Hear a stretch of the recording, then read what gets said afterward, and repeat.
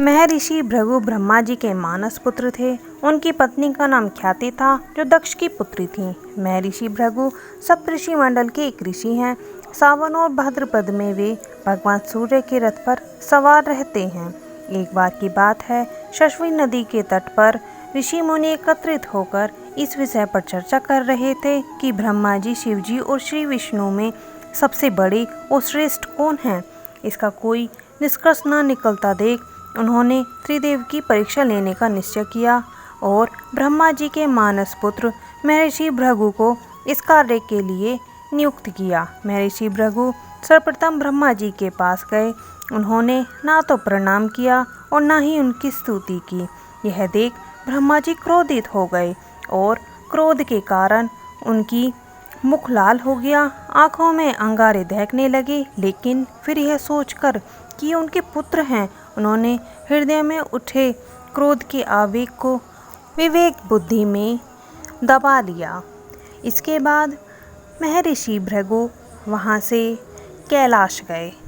देवादिदेव भगवान महादेव ने देखा कि भृगु आ रहे हैं तो वे प्रसन्न होकर अपने आसन से उठे और उनका आलिंगन करने के लिए भुजाएं फैला दी। किंतु उनकी परीक्षा लेने के लिए भृगु मुनि उनका आलिंगन अस्वीकार करते हुए बोले, महादेव, आप सदा देवों और धर्म की मर्यादा का उल्लंघन करते हैं। दुष्टों और पापियों को आप जो वरदान देते हैं उनसे सृष्टि पर भयंकर संकट आ जाता है, इसलिए मैं आपका आलिंगन कदापि नहीं करूँगा। उनकी बात सुनकर भगवान शिव क्रोध से तिलमिला उठे।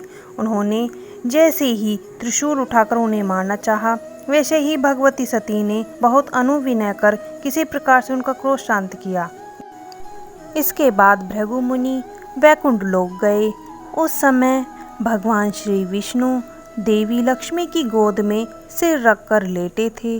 भृगु ने जाते ही उनके वक्ष पर एक तेज लात मारी। भक्त वत्सल भगवान विष्णु शीघ्र ही अपने आसन से उठ खड़े हुए और उन्हें प्रणाम करके उनके चरण सहलाते हुए बोले, भगवान, आपके पैर पर चोट तो नहीं लगी? कृपया इस आसन पर विश्राम कीजिए। भगवान, मुझे आपके शुभ आगमन का ज्ञान न था, इसलिए मैं आपका स्वागत नहीं कर सका। आपके चरणों का स्पर्श तीर्थों को पवित्र करने वाला है। आपके चरणों के स्पर्श से आज मैं धन्य हो गया।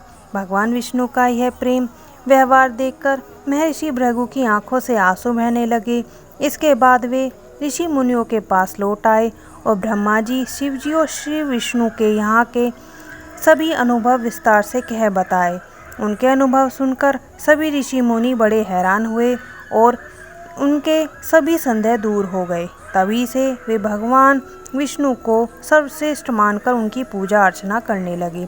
वास्तव में उन ऋषि मुनियों ने अपने लिए नहीं बल्कि मनुष्यों के संदेह को मिटाने के लिए ही ऐसी लीला रची थी।